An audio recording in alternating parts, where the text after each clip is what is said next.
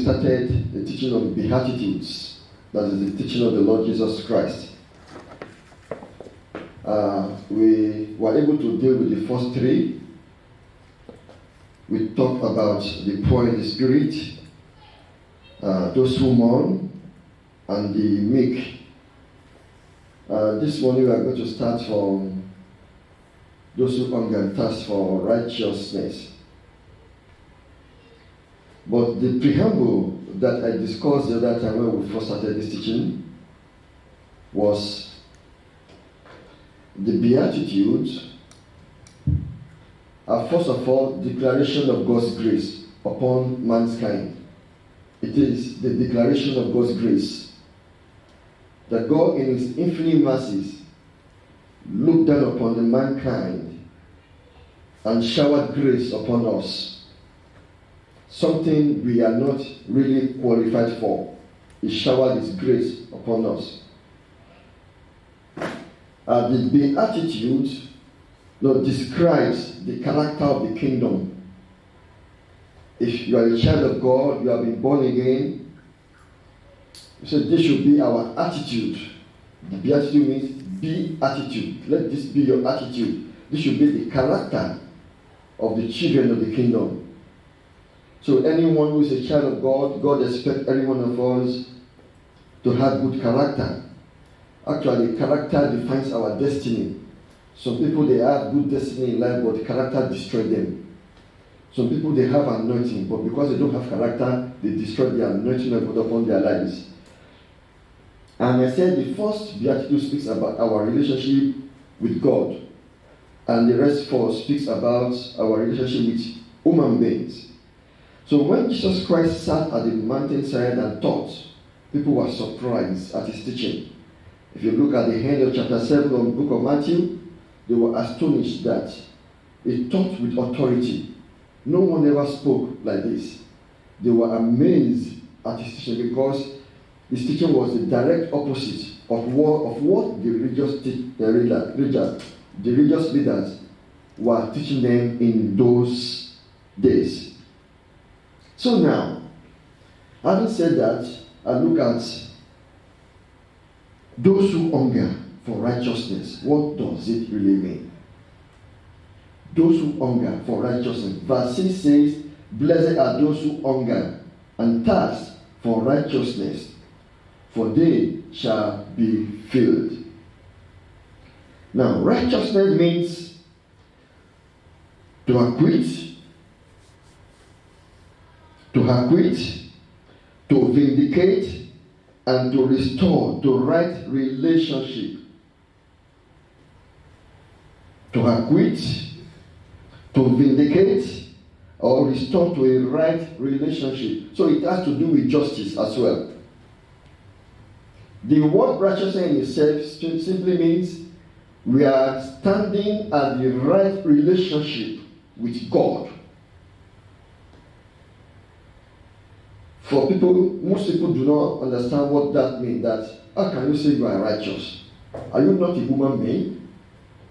How can you call yourself a saint? Are you not a human being? Human beings make mistakes. The world doesn't understand this. We are righteous because we believe in the finished work of the Lord Jesus Christ. Amen. So at the cross, there was a divine exchange. Christ took upon our sin, all the sins of the world. He took everything upon Himself. It was made sin. And we exchanged, and so that we might become the righteousness of God. So Christ gave us His righteousness, and He took off all our sins. So righteousness and sin don't go together. There was an exchange. Our sins upon Jesus, His righteousness upon us. So we have imputed righteousness. In other words, Jesus Christ has been judged. There was justice on the cross, so that we will not be punished. So that is why we mean by righteousness. We have imputed righteousness of Christ Jesus upon our lives. Now, to hunger for righteousness or to thirst for righteousness What does that mean? We are looking at people who are dissatisfied with the evil going on in our community. People who are children of God, who are looking for justice. People who want to make every wrong, to make it right. People who are dissatisfied that these things ought not to be so. That is what it means to hunger and thirst for righteousness. You are longing for justice. That's one way. Also, you are longing to be sanctified. You don't just want to be at one stage. You want to have progressive sanctification. So, what you had last year is not what you have now. You are better off than last year. That is what we call progressive sanctification. Christians are being sanctified day by day. Paul says, I die daily. When you are exposed to the teaching of the scriptures, when you dive into the word of God, when you meditate and appropriate the scripture to your life, when you want to do the will of God, when you are longing to see the face of God, you are righteous, you are hungry for righteousness. Now, righteousness is like two axes.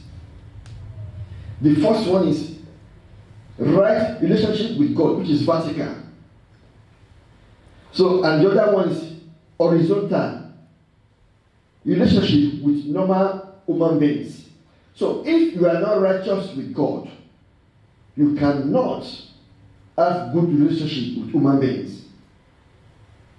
If Christ is not in your life, if you have not submitted to Him as your personal Lord and Savior, if He is not your King, there is no way you can have relationship with other human beings. So that's the picture of the cross. Number one, vertical. Number two, horizontal. Two axes. A picture of the cross. Right standing with God and having right relationship with all other human beings. And actually, when you hunger for righteousness, it shows a kind of life. Most people who are not in faith, most people who are not children of God, spiritually they are dead. So a dead person cannot hunger for righteousness. So when you hunger, that shows you are alive in the spirit. When you are longing to see justice, when you are longing to be in love with Christ, to do His will, when you are longing to be sanctified on a daily basis, that shows you are alive. Hunger and thirst shows you are living, you are not dead. If that is not there, then there is a big question mark that what kind of life you may have been living. So the Bible says in the book of Matthew chapter 6 verse 33, say, but seek first the kingdom of God and His righteousness, and all these things shall be added to you. What human being labored for? All our pursuits, what we look for every time, we look for power, we look for money, we look for position, we look for property, we look for all the pleasure and the goods of this world. Jesus Christ said, seek first His kingdom and His righteousness.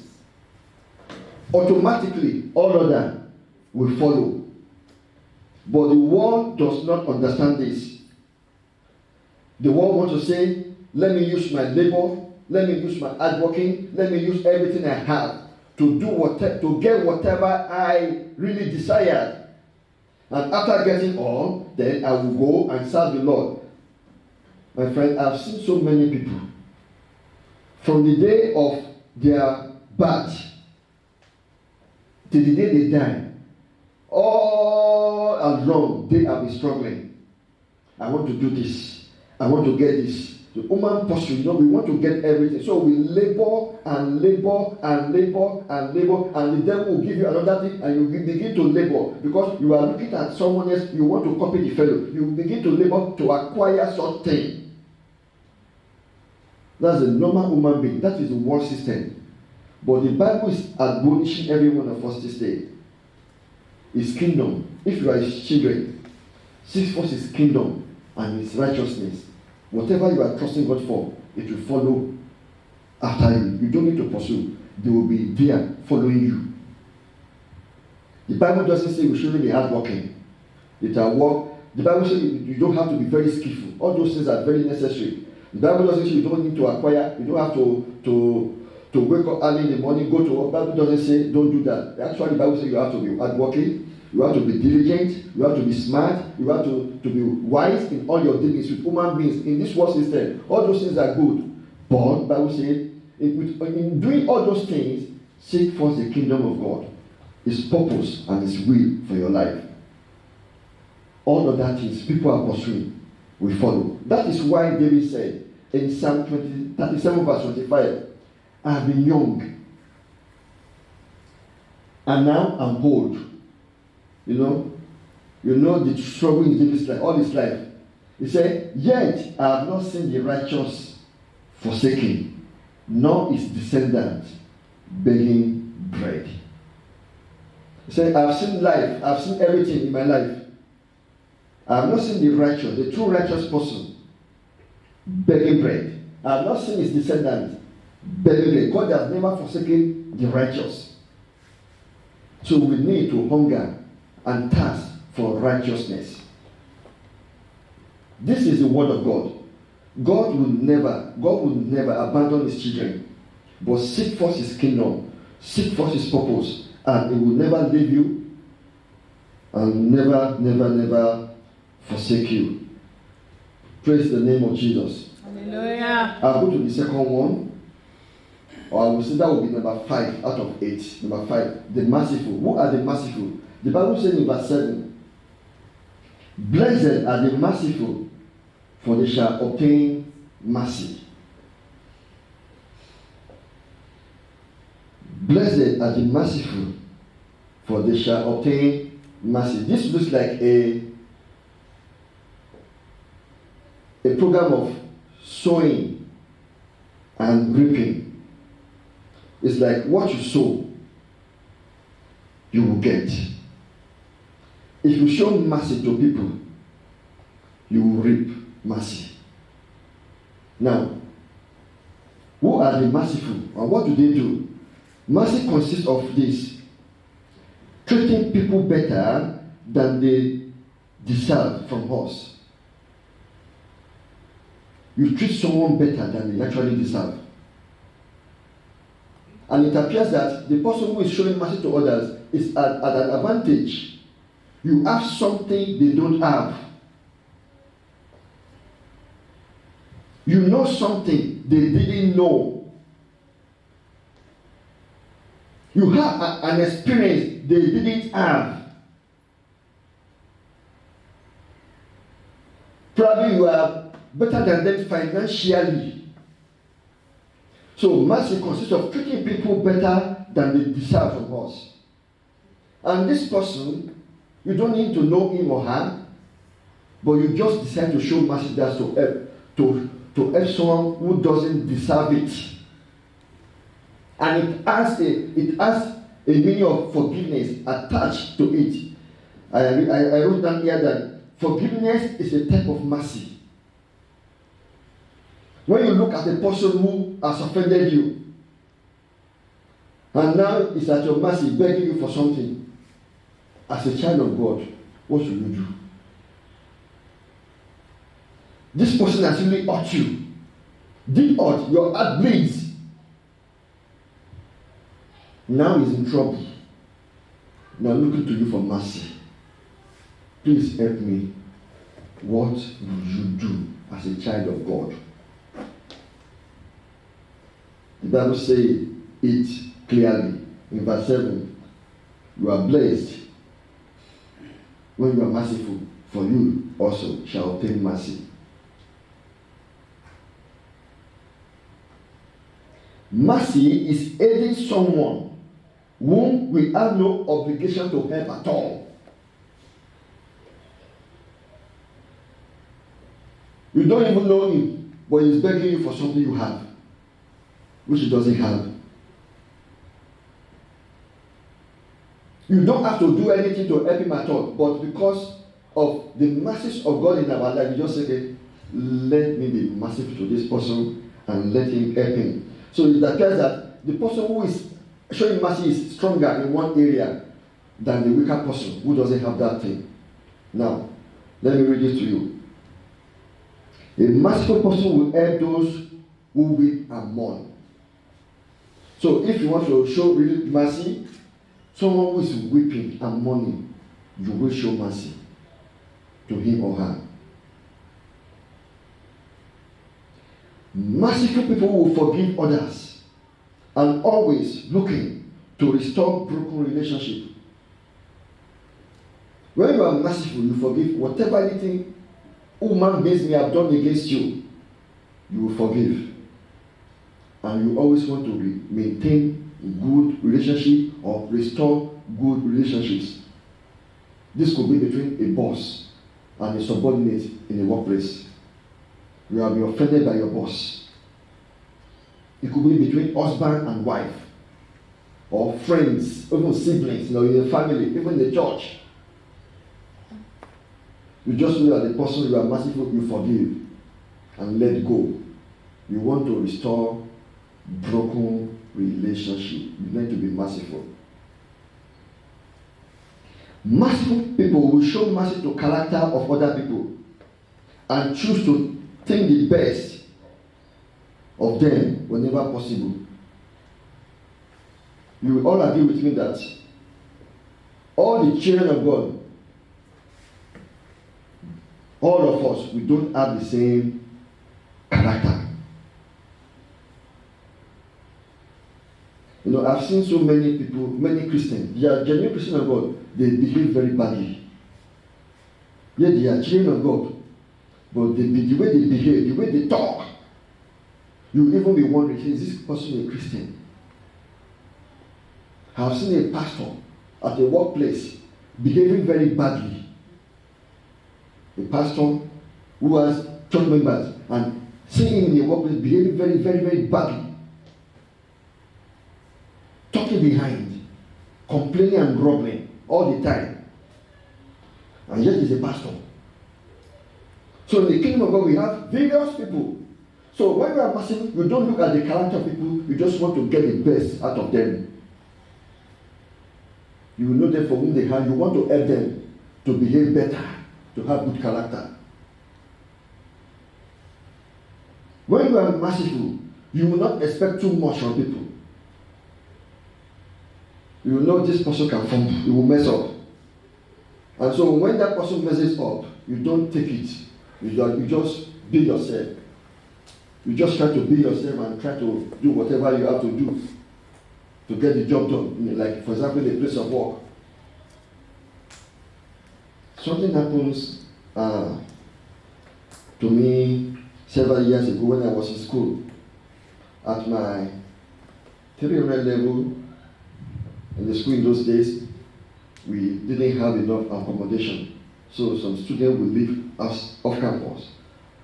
Some, maybe the freshers, the people in the 100 level and final year will live in a campus. But if you know people, if you are in between 200, 300, 400, you can also get, but if you know people. So I have to travel to another city about over 100 kilometers from my city where I live to go to school. On getting there was no accommodation. So I met my primary school mates who was in the lower class, because I was in the lower class at that time, in the lower upper level, but it was just in the lower level. So I met him and said, I have accommodation problem, please help me. I saw him, I went to the room where he was staying. He said, sorry, I can't help you. I said, why? He said, because someone is also helping me here and that I just want, no, I can't help you. Okay, so luckily I found a place in the city. I stayed with a family there probably for about 8 months and I finished that year. So when I go to the final year, automatically I have accommodation. So this person who said no to me, he had problem now. He came to me, please can you help me with accommodation? I remember what he did to me. And as at that time I was a Christian, what should I do? So people, they will, in those days, they say if you want to live with me, you have to pay half of my school accommodation fee. So we have to pay half of it. So in those days we have small bed. So I will share my bed and wardrobe with you. So some people will turn, the head will be here, the other person leg will be there. So we share bed that way. In those days, it's a small bed. You will turn your head there, I will turn my head there, and that we share a bed. But you have to pay. That was no matter if anybody want to help anyone at all, pay. So he came to me and I remembered. But this guy was my primary school mate. Though we didn't finish because he repeated twice, we didn't finish at the same time in primary school. He came to me. What do I do? I said, let it go. I just forgot. I said, let it go. Please come to me. And he came to my room. He didn't pay. Other people who has quarters in their room, they pay money. And they ask me, why did you collect money from me? I said, don't worry about it. I don't need to. I don't have to. I didn't collect anything, just leave it. I knew he remembered what he did to me, but I said, being a Christian, let me be merciful to this guy. I was better out than him financially.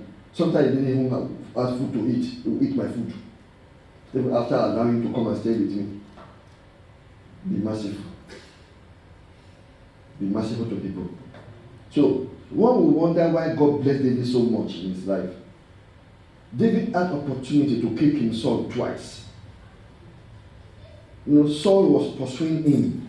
He wanted to destroy him. There was the time he was in the cave. There was the time King was sleeping in the open in the field. David sneaked twice to him. And he was there, all the soldiers. Abner, the commander of the army, was there. All the soldiers were sleeping around him. David got there twice. And the soldier that went with him said, let me kill him just with one strike. Not two, just one strike and he will be dead. David said, do not touch the Lord's anointed. Leave him. David showed mercy to King Saul. He had opportunity to kill someone who was after his life. He did not revenge. He did not kill him. He did not say, now is my turn to kill the person who is pursuing my life. Good example from the life of David. So we wonder how God blessed David so much. Because he was merciful. When you show mercy, you will receive mercy. This is the character of the children of the kingdom. Forgetting whatever they might have done against you. Forgetting the evil they have done. You just let go. Have mercy. Show mercy to people. They don't deserve it. Of course, you are right. They don't deserve it. They don't want it at all. But just show mercy if you are able to do it. That describes the people of the kingdom. We want to be like Jesus. We want to relate like Jesus. We want to reason like Jesus. That is why we are called the children of God. How will my Lord look at people on the cross who nailed him to the cross, and they were even mocking him? If you are the Son of God, come down from that tree. And Jesus looked at them like this. Father, forgive them. They don't know what they are doing. That's the character of the children of the kingdom. We show mercy, we forgive people. I know when people hurt you, your heart bleeds. Your heart bleeds a lot. You don't want to forget, but you can forgive. It's hard to forget. Even anyone may have done against you, it's very hard to forgive, and to forget, but you can forgive. Allow the Holy Spirit to take control. Forgive people, so that blessings will flow to you. Some people are deprived of them of blessing because they don't know how to forgive or how to show mercy to those who have done evil against them. The Bible says in Titus 25 that He saved us not because of righteousness things we have done, but because of His mercy. We are whom we are today because of God's mercy. Whatever you have become in life today is because of God's mercy. So many people have died today. Some of my colleagues in primary school, in secondary school, in tertiary institution, some of them have died today. The other time on social media, my secondary school mate said, this person died, this person died, this person died, this person died. These were my mates. But who we have today is just by the grace and mercy of God. Even for the salvation of your soul, just by the mercy of God. The message you had that made you give your life to Jesus Christ. Some people had the same message, but they said no to Jesus, and they perished there. They die now. They are lost eternally. You will never see them again. Because they will never be in the presence of God, because they said no to Jesus. He saved us through the washing of rebirth and the renewal of the Holy Spirit. We were all once condemned, but because of the grace of God, because of the mercies of Jesus, we are saved. Who we are today, whatever we are becoming in life today, is by His grace and mercies. Let's learn to show mercy to others. And the Bible says in Luke 6, 36 to 37, therefore, be merciful, just as your Father also is merciful. So the Bible says that just be like your Father in heaven. You have to be like your Father. You have the gene of Daddy in heaven. We have the blood of Jesus flowing through us. We have the grace of God upon our life. We have the Holy Spirit living on the inside of us. So, like your Daddy in heaven, imitate Him. Be like your Father. So, just as your Father in heaven, be merciful to others. Say, judge not, and you shall not be judged. Condemn not, and you shall not be condemned. Forgive, and you will be forgiven. So, these are all the components of mercy. You don't judge people, you don't condemn people, you forgive them all, whatever they've done against you. Sometimes it may be hard, but this is the Bible teaching. This is what Christians is expecting from every child of God. The Lord will help us in Jesus' name. Amen. I will stop on this one today, number 6. That is the pure in heart. Matthew 5:8 says, blessed are the pure in heart, for they shall see God. Blessed are the pure in heart, for they shall see God. What is the meaning of being pure in heart? Pure in heart has the idea of straightness, honesty, clarity. It shows the idea of undivided attention. That is, you have a focus and you do not look right or left. You look at that thing, that focus. You don't allow anything to distract you. It tells about the moral purity. The moral purity, that is, your moral behavior. What is in you? You know, people cannot hide their behavior. You cannot hide your character. Whosoever you are, even if you are hiding it, people will see it one day or the other. Some people, when they get to a new place, they want to behave better, so that people will not know who they really are. But before long, give them 2 weeks.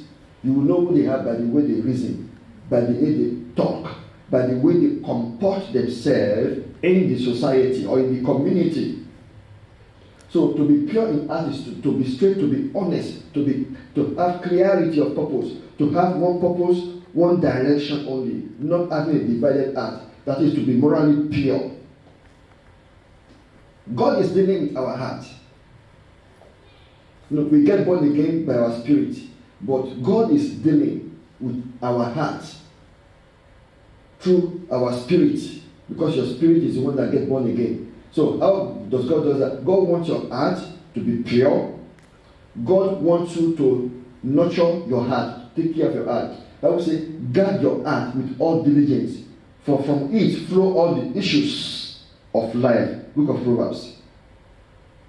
Everything from this world, or everything in this world, flows from the heart. Whatever you will do in life, you will first think, you will plan and carry it out. So guard that your heart.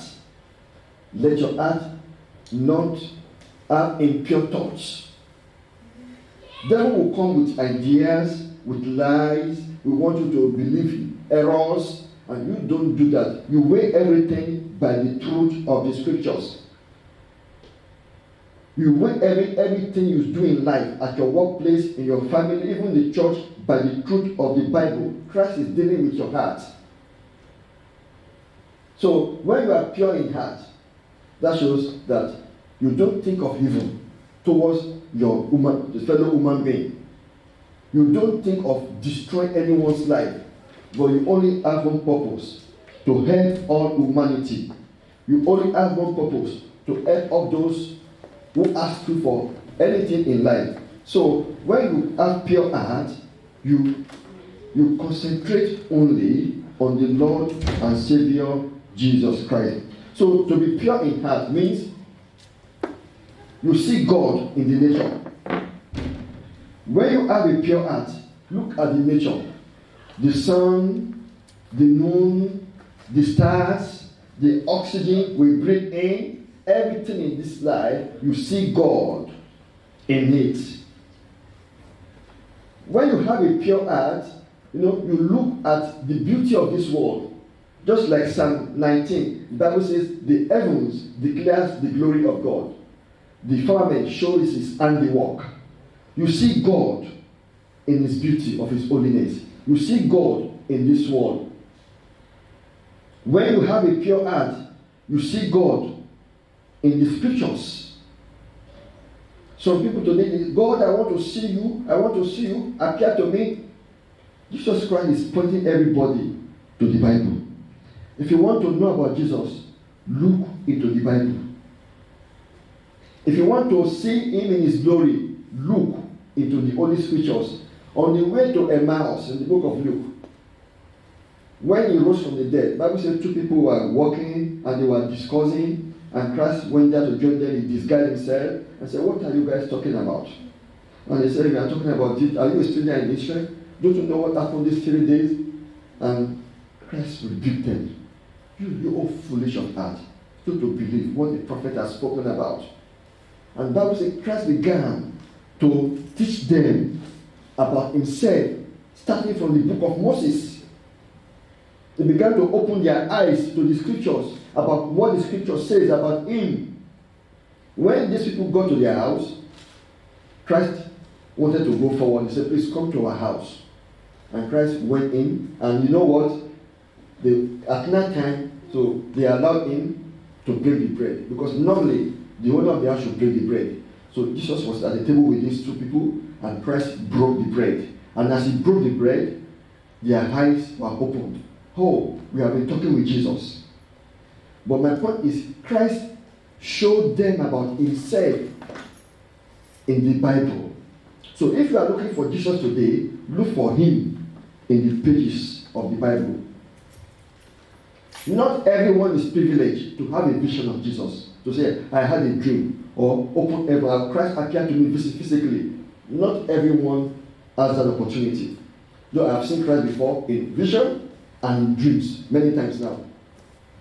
But what God actually wants is look into the Bible. If you want to see God, you see Jesus in this Bible. You see his attributes. You see his character. Actually, if you want to know how Father looks in heaven, look at Jesus. And Philip told him, "Show us the Father." Christ, "I've been with you so long, and you are asking me, show us the Father. Don't you know I am in the Father and the Father in me? If you have seen me, you've seen the Father." That is why the Bible says in Hebrews chapter 1 that the exact representation of the image of the invisible God. So Christ is just the image of God. His characteristics, his attributes, his everything about Jesus. Look at. If you want to see God, look at Jesus. And how do you find Jesus? In the pages of the Bible. Study him. You will be like him. When you study, he said, "If you seek me, you will find me." You seek me diligently with all your heart, you will find me. And now, if you want to be pure in heart, you see Jesus among his people. You see, as we are seated now, children of God in the church, you see Jesus. You see God in the church. Said, "The Lord is in the holy temple. Let all the heart be silent before him. Where 2 or 3 are gathered, I will be with them." You see the beauty of Jesus Christ in God's people. If you want to have pure heart, look at children of God. You see, you have beautiful faces. You have good faces. You look so calm, relaxed. Because you are in the presence of God. This is not the same in a conference up there. This is not the same where they are playing soccer in the park there around. You see some people, they look so grumpy, they look so hard, they look so mean, they look as if they are fighting everybody. But look at how we look now in the church, so relaxed, because we are in the presence of God. Look for Jesus in the midst of his children, in his church. The Lord will help us as we have a pure heart towards his purpose and towards everything he has for us in life, in Jesus' name. Amen. Now, the Bible says in Jeremiah 29:13, you will seek me and you will find me when you seek me with all your heart. It's not difficult to see Jesus. And it's not difficult to get born again. If you really want to do it, if you really want to serve him, if you really want to find him, very easy. Seek him diligently. He has promised us, I will never leave you, nor forsake you. Then in Psalm 24, verses 3 to 4, the Bible says, who may ascend into the hill of the Lord? This is a picture of temple on the mount in Israel in those days. The psalmist wrote that when they erected the temple there, or in form of tabernacle in the time of David, they have the holies of holies, holy place, and the outer court. So, it now shows a picture. Who may ascend into the hill of the Lord? Or who may stand in his holy place? In other words, who is qualified to stand in the presence of God? To ask for whatever. To ask for his purpose. To ask for anything in prayer. The Bible says that person must, he who has clean hands and a pure heart. Who has not lifted up his soul to an idol, nor sworn deceitfully. You must have a pure heart to see God. He's here now with us. Sometimes he speaks as you are listening. He speaks to you through your heart. As the message is going on right now, he may be saying something to you now, recalling things that happened to you in the past, and now expecting you to do something about the sermon you have heard this morning. He's here. Listen to every teaching. Listen to everything we are doing here now. Talking to your heart right now. If you have such pure heart, that undivided heart, that heart that really want to serve Jesus, is here right now.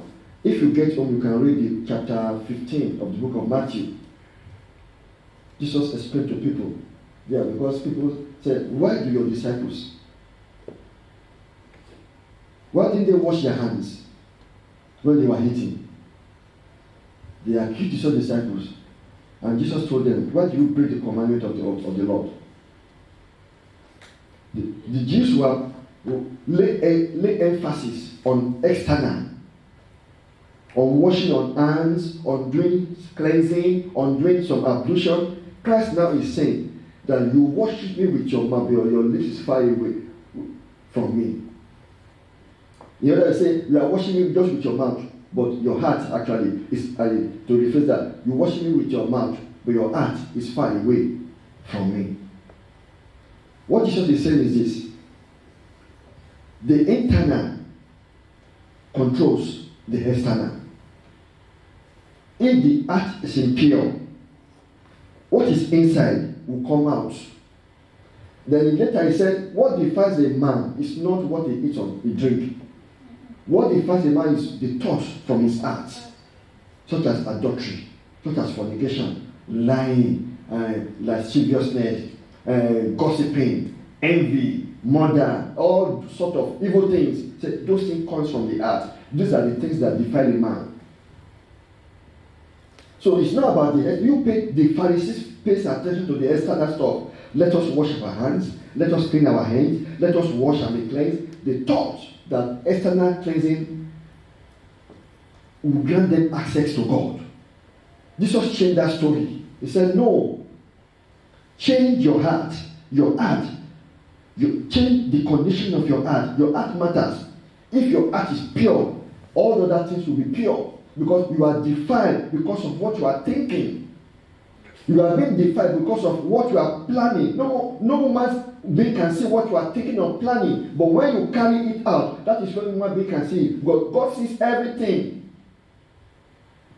So, like I said in the beginning, guard your heart. Guard your heart.